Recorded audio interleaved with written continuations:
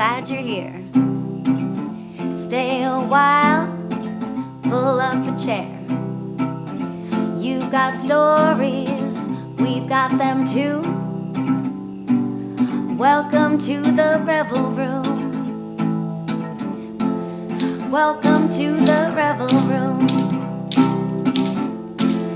Welcome to the Revel Room. Revel, revel, room, room, room. Welcome, welcome, bloom, bloom, bloom. Welcome to the Revel Room.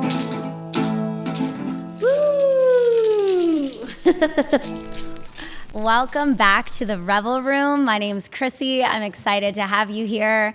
And today's episode is pretty much summed up by the cards we carry, the things we don't see, and remembering to actually live. So when I was thinking about what I was going to do for this episode, I always kind of go back and forth of where this is going to take me, and I kind of let the universe decide for me. So I was at Red Rocks in Colorado, and I went to see The Head and the Heart. And there was this beautiful song, Rivers and Roads, and she sang it. She was just like belting it out, and I'm sitting there. It's a beautiful, clear night. There was a little bit of rain beforehand, a hint of a rainbow. I was going to this magical place. I couldn't believe it. And I'm listening to this song. It's so powerful. I'm hearing the lyrics. And I started looking out at the crowd. And as I was looking out at the crowd, what I noticed was certain people seemed to be experiencing that song differently. They had their eyes closed. Some of them were reaching towards the sky, dancing harder, singing harder, almost like they were singing to someone. Because as you know, if you don't know Head and the Heart in that song, it's like this, rivers and roads, oh rivers, till I'm with you. And it's not necessarily losing someone, but it is. They talk about friendships that have passed and life that's changed. And it is about loss as well. So I started thinking something. Once we've experienced profound grief, do we recognize it in other people in a different way? Is there something about being broken open that makes you recognize other people who have also been broken open? And I don't actually know their stories, but it's like I could feel a different kind of connection than I felt before.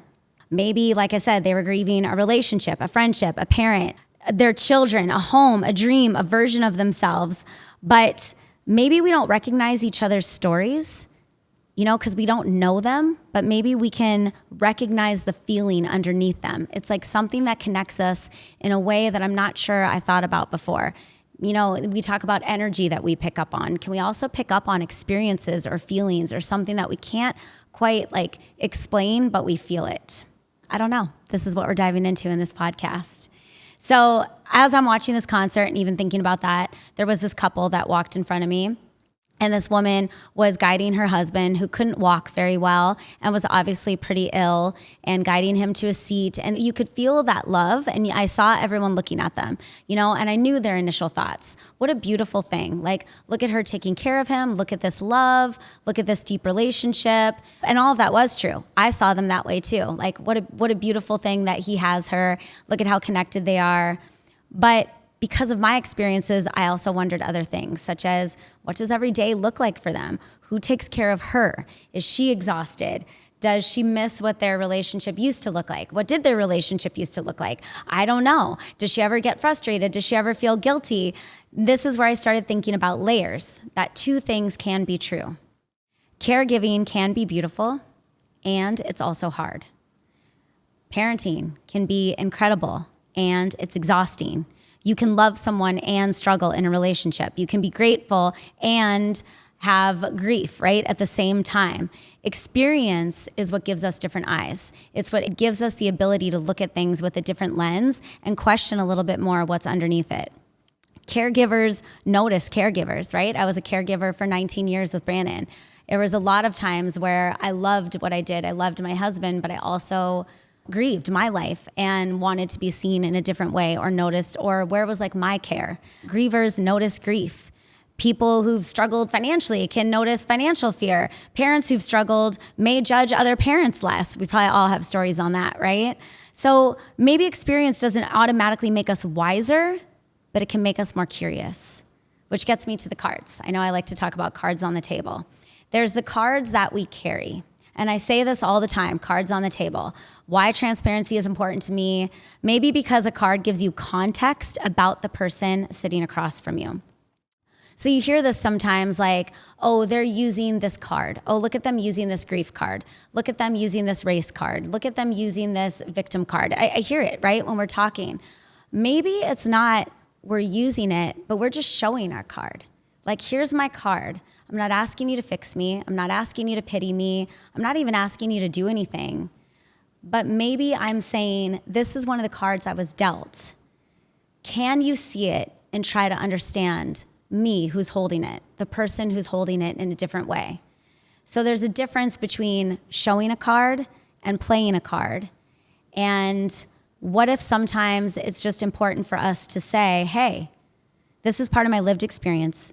You can't see it unless I show it to you. So my cards are up. And does that give us opportunity to not even have to like worry right away, like, do I know that card? Can I play that card? What is this card telling me to do? But just a chance to see it, to more deeply connect with someone. And that same idea that I talked about in the first podcast with Sonder, right? How we all have a universe going on inside of us. That's another thing with cards. And people have different cards: grief, depression, anxiety, ADHD, race, cultural experiences, trauma, infertility, divorce, family history, like you name it. And we're so scared to show our cards because we don't know what people are going to do with them. Right? And so then we keep it to ourselves. And something I've been hearing even more from people as even I'm in conversation with them is, wow, something I'm learning and even listening to you, Chrissy, and being willing to share your cards is sometimes it's actually easier to do that and have those hard moments of showing them or those hard conversations than keeping everything to ourselves, which we're so like conditioned to as a society. So I'm sitting here writing this as I'm speaking about cards on the table and what we can see with each other. I'm writing this podcast and what I want to say in it. And someone texted me yesterday who I never hear from and said that they started watching Ted Lasso and that was another part of one of my podcasts that I talked about. Because if you remember, I had said that, well, Ted Lasso got me through a lot of things, especially the last year with Brandon. And I watched it on repeat when I was in the hospital with him. But with that one, I had said I started my grief and gratitude page with a sign that someone gave me. And it was the episode where he's talking to his players and he says, there's something worse than being sad, and that's being sad and alone. And not one of us in this room are alone. And so all of a sudden I'm getting this text about Ted Lasso and I'm like, yeah, I forgot. That's the missing piece with what I'm trying to say in this podcast. Because in another episode, he asks us to be curious, not judgmental. And there's a big difference between that. So why does the lessons of Ted Lasso keep showing up in my life, or why do they apply to others? Because when we are curious and not judgmental, it allows us to look at those cards in a different way, right? It's not what's wrong with you, but maybe instead what's happening. Or why am I hearing these excuses? No. Is there something underneath this I don't understand? Help me understand. I would never react that way. You don't know because you haven't lived that life, right? So maybe this is where I was getting curious at the concert of I can see cards in a different way that people are holding because I've lived them. I haven't lived everyone's experiences. You haven't. But are there more opportunities, even if we haven't lived them, to be curious and not judgmental? And is part of life, as I'm seeing things in a different lens, I don't know, that idea that as we live things and experience things, we do get to see the world differently. We have that opportunity when we're open to it and when we're sharing. So why we share our cards, grief and gratitude. My page became a living diary. Talking instead of just journaling privately, processing things out loud, using my voice, that helped me heal because I started connecting with all of you. And I felt like in my healing, you were healing. In my sharing stories, you were sharing stories. And we had all these Me Too moments. So, I'm sitting there at Red Rocks and another thing that I was thinking on top of, wow, I'm looking at all these people wondering, are they grievers? Have they had loss? Are they listening to the music in a different way? Because we hear the lyrics in a different way. It was not lost on me that Brandon and I had talked about going to Red Rocks forever. We never did, but I had now been there 4 times since he's passed away. And that gave me insight to the fact that I was living life in a very different way now. So what I'm saying when we share our cards, I was laughing because as I'm realizing that I'd been to Red Rocks 4 different times and I'm living my life in a different way, I've also realized that I'm sure to some, I look all of a sudden very reckless, right? Like, look, she's going to concerts when she wants to and traveling when she wants to, and she opened another business and blah, blah, blah. And there's been times where I've thought that. Am I losing my mind? Am I, instead of wanting to deal with things, opening a business or going on a trip?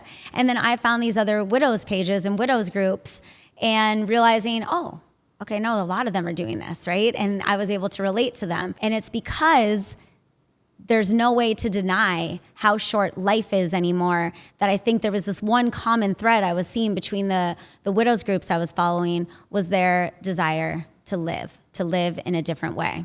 So having these Me Too moments where you can relate to each other can give you like, I don't know, it connects you, right? Even people I haven't met, I've realized, oh, they're making some of the same decisions as me. Or, oh, maybe I'm not alone in my journey because I'm willing to share it. They're willing to share it. Nothing fixes it, but it makes you feel not so alone in things.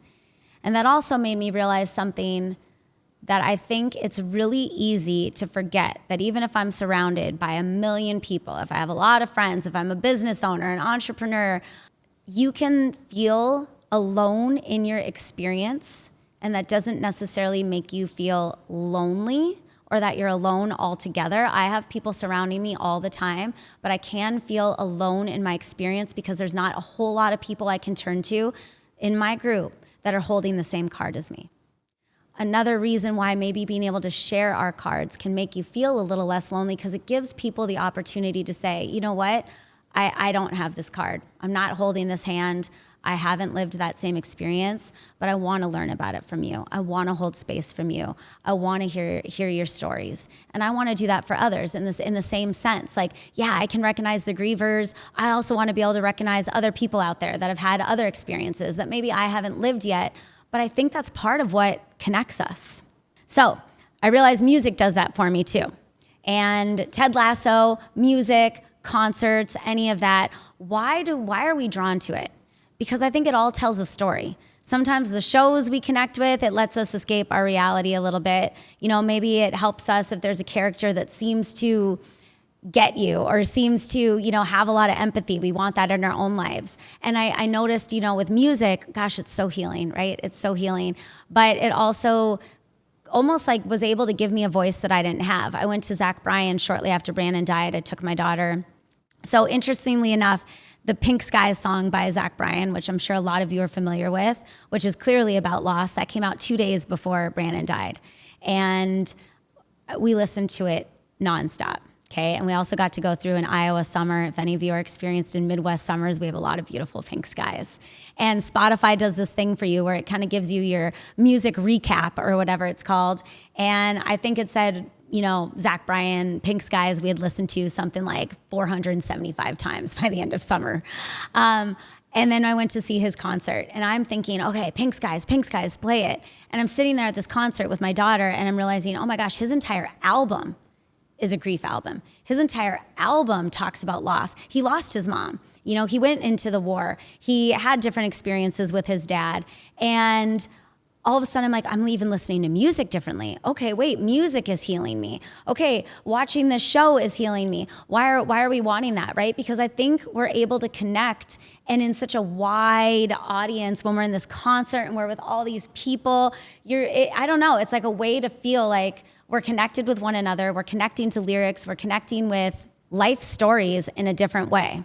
Can we do that on a smaller scale? I think we can, right? But this is where it was kind of coming up for me with this concert and live music. So Zach Bryan, I just went to see him again with my daughter. I realized it was 2 years exactly, like almost to the day that I had taken her.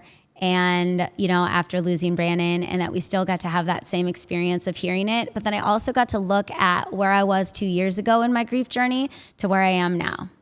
That doesn't mean that I was able to listen to it without the same sorrow, but there's things that have lessened. And then I think there's also things that have probably shifted and even gotten harder, which got me to the part of, what don't people see about me? Even if I'm trying to show my cards, or maybe I'm not putting all my cards on the table, I feel like people sometimes look at, it's kind of like I mentioned, oh, she'll travel, she'll go to a concert, she's gonna open a business, B1 is doing good.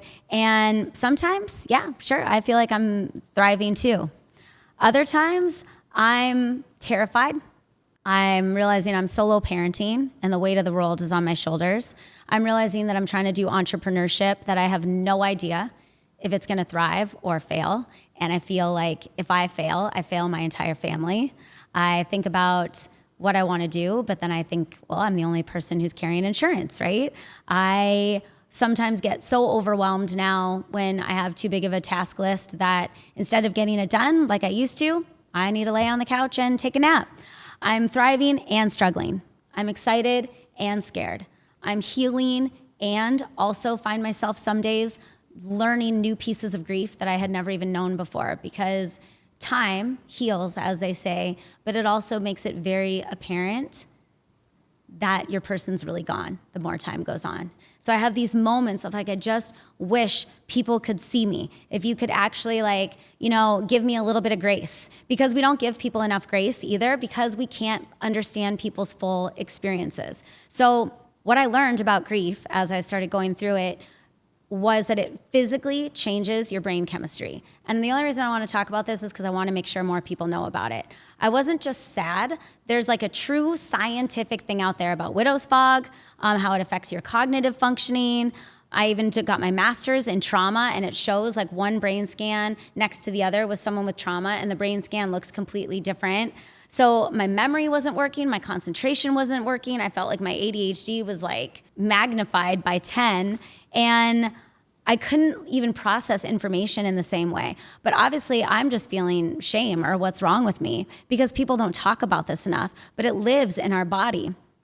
So I went back into the school system after Bannon because he died and we lost our insurance 4 days later. I needed to get back into the school system, and I'm trying to tell them like, hey, I've been out of the special education world for a little while. I lost my husband, and it's like, oh no, it's good. Come, we want you to work for us. It's all gonna be great.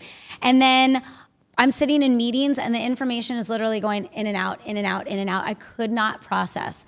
And instead of anyone coming and saying, can we help you? Can we offer you more? Do you need anything? How are you? It was kind of more shame, shame, shame. You didn't do this, you didn't do that, you didn't do this. And I'm just like slowly going into my shell and realizing that's what made me feel even more alone, was because no one was in that same experience. I didn't have anyone that could say, oh yeah, this is actually like what happens to your brain when you first lose someone. This is actually like a scientific thing. Like you get this fog, you can't remember stuff.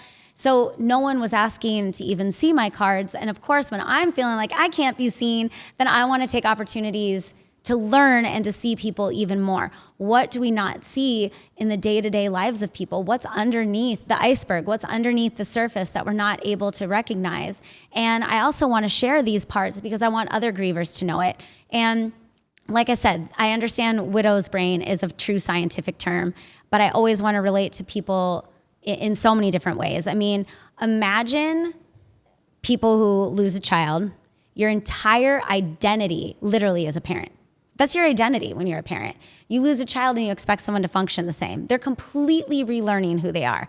I was with someone for 19 years. I had to completely relearn. I'm still relearning who I am. But then there's other ways that we experience great, great loss. And we also have to recognize that there's little moments that we experience loss. But when we haven't lived it, we can't try to pretend that we totally understand it, but we can leave more room for curiosity. So I didn't need someone to poor Chrissy, woe is me every day, but just a little bit of empathy, a little bit of accountability. That's fine. You can still hold me accountable, but I see what you're carrying. How can I help you? How can we all show up for each other a little bit more in that? I mean, in relationships, friendships, workplace, leadership, anything, where do we have room to be curious and not judgmental? So, we say we care about people, we say we care about things that are happening, but we also really like to wrap things up in a pretty little box in our society. You've had this much time, move on, okay? Oh, they're sad again, let's kind of avoid hanging out with them, right? And that's fine. I'm the same. We want to be sunshine and rainbows as much as we can. We want to stay positive. We want to, find the joy, and we want people around us that bring that out.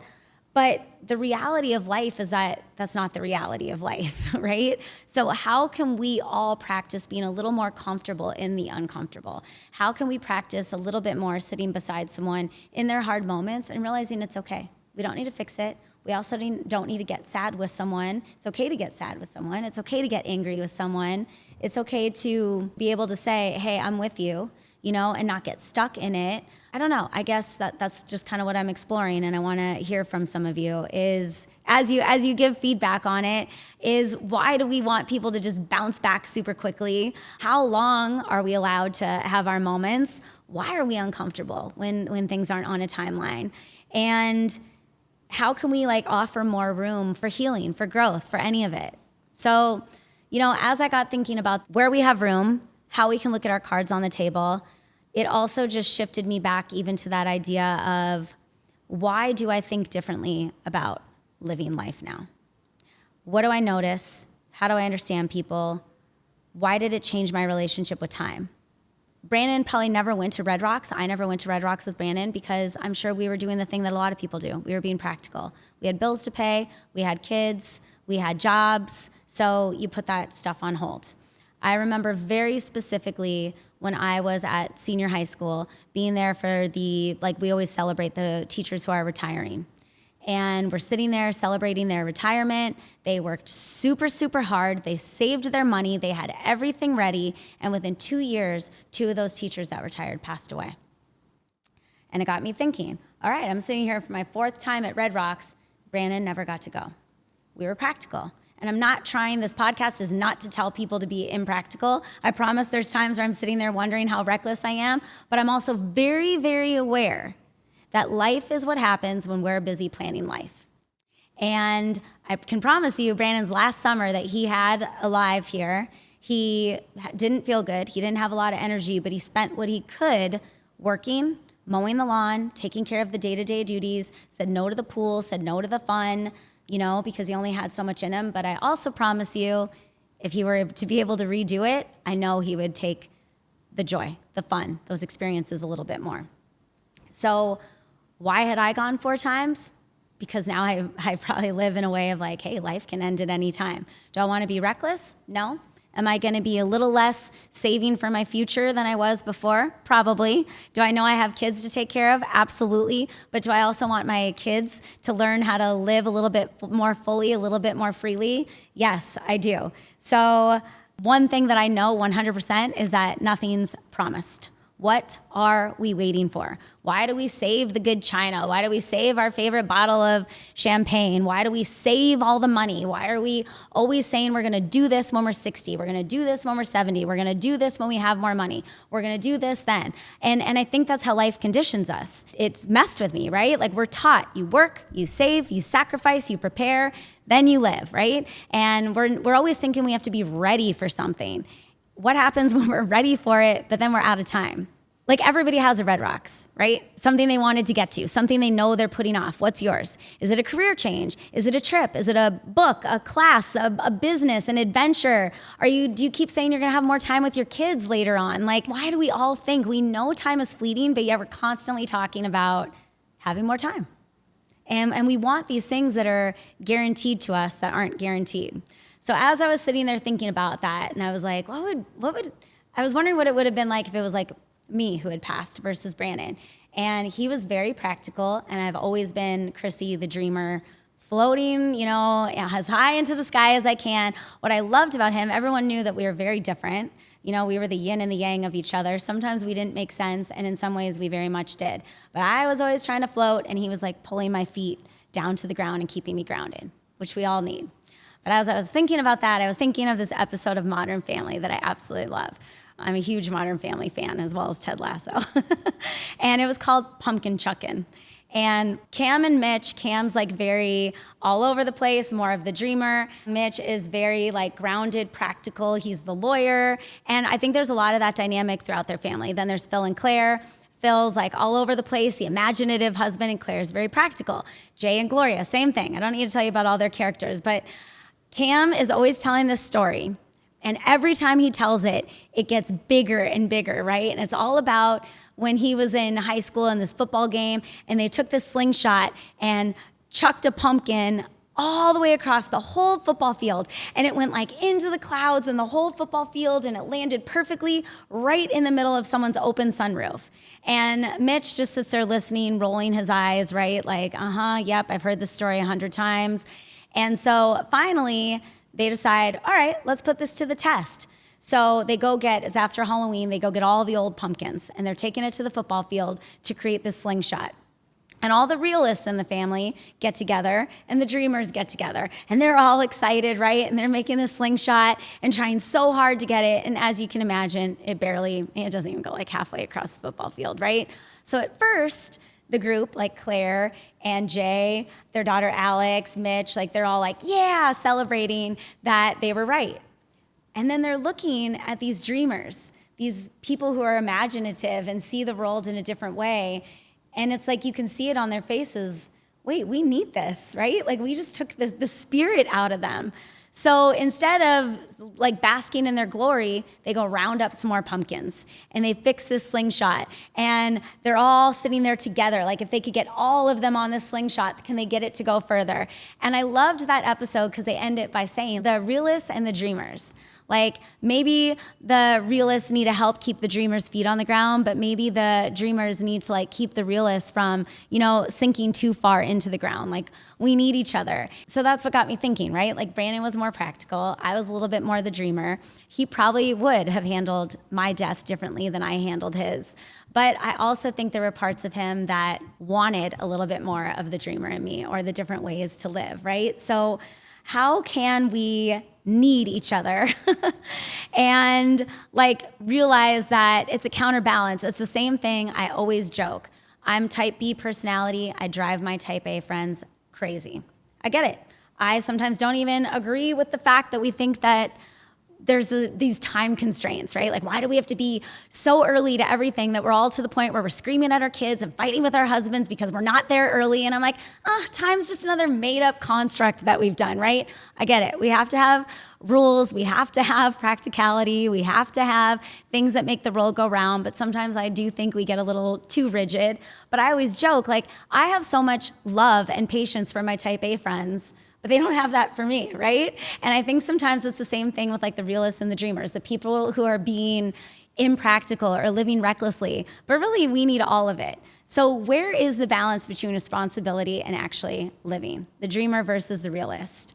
Maybe it's the both and, right? I'm in my grief and gratitude. I'm thriving and struggling. Accountability and empathy.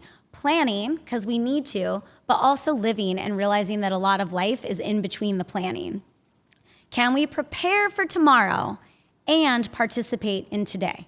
So can we pay the bills, show up, take care of our kids, and go to the concert, take the trip, write the thing, tell people we love them, try something, dance harder? I mean, the fact of the matter is, when we take away some of the things that we're conditioned to, we can always make more money. I'm not meaning that it's going to magically fall in your lap, but it is something we can make more of.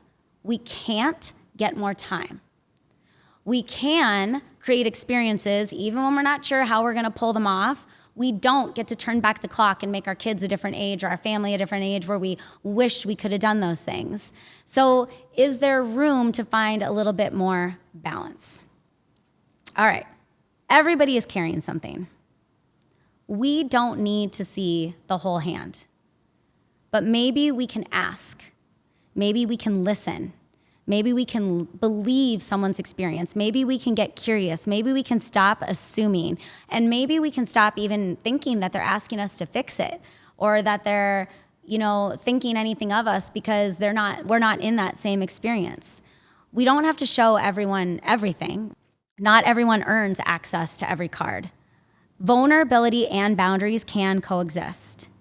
But when we find the people that can sit with us, that's connection. When we can go to the concert and look around us, I still remember at a Coldplay concert, he said, put down your phones, Stop what you're doing and look around and realize that you are never going to be in this moment again with these exact people in this night, in this experience. And it even made me feel like connected to strangers. I was like, oh my gosh, he's so right. But none of us on this planet of 1 billion people are ever going to be together here again, right? We crave connection. And that's why I'm saying we seek it out sometimes in other ways, but can we do it a little bit more with each other? Can we create some of the experiences of a concert, of a trip, of a show by how we show up for each other a little bit more? And maybe this is the Revel Room. I asked, can we sit down? Can we talk about the things people don't always want to see? Can we not have to fix one another? Can we not have to have identical experiences? But can we realize that life is messy and we're all healing and that none of us have it figured out? It's kind of funny to me when some of us pretend that we do. Even I have no idea if anything I'm ever saying or feeling makes sense or can relate to anybody. But what I know is that I'm called to share it.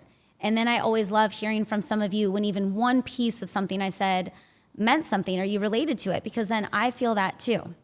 So we're back at Red Rocks. Picture the crowd again. Thousands of people, thousands of hands. But now look at it a little bit differently. In that crowd, you know there's people grieving. You know there's the caregivers. You know there's people lonely. You know there's people in love. You know there's people rebuilding. You know there's people celebrating. You know there's people having the night of their life. And for a few minutes, we're all singing the same song. We're all at the same place. I don't know their cards. They don't know mine. But we're sharing the room. And maybe that's enough reason to give each other a little more grace, a little less shame, a little less judgment. Can we be curious, not judgmental? What grief has taught me a lot about death, but maybe even more about life. I notice people. I see the caretaker and probably stare at them longer than someone else in the crowd does. I see the person with their hands up in the air, belting the lyrics out so deeply that I know they're feeling something. I ask the questions. I listen to the answers. I want to see the cards. I want people to feel safe. I listen to a song and hear it in a different way. I let the music move me. I know that someday is not guaranteed. Go to Red Rocks. Take the trip. Say the thing. Love the people. Write the book. Start the idea. Dance harder. Look up. And sometimes launch the frickin' pumpkin, right? Hang out with the dreamers. Stop being such a realist. None of us actually know. Like, I don't know how much of this life, this conditioning we're creating is even a facade. Half the time I'm asking, who made these rules, right? Why am I even working 40 or 50 hour weeks, 60 hour weeks? Why am I having to pay these bills? All of us wonder this. I'm always wondering, like, where did these rules even come from? And I'm not saying we're all meant to be like rule breakers, but I think there's a few things out there that are meant to be questioned. What card are you carrying right now that you wish someone could see? What moments in your life are you saying, why don't they see me? I wish they could see me. When are you realizing that you're being judgmental and not curious? When are you not giving yourself grace? You know, are you seeking out people who can see you? Are you looking for that connection? What's your Red Rocks? How can you live a little bit more of your life today? We don't have to be dealt the same hand to sit at the same table. But we just have to be willing to see each other and remember that while we're busy preparing for life, we're already living it. That's the Revel Room. Thank you for joining me. Welcome to the Revel Room. Woo!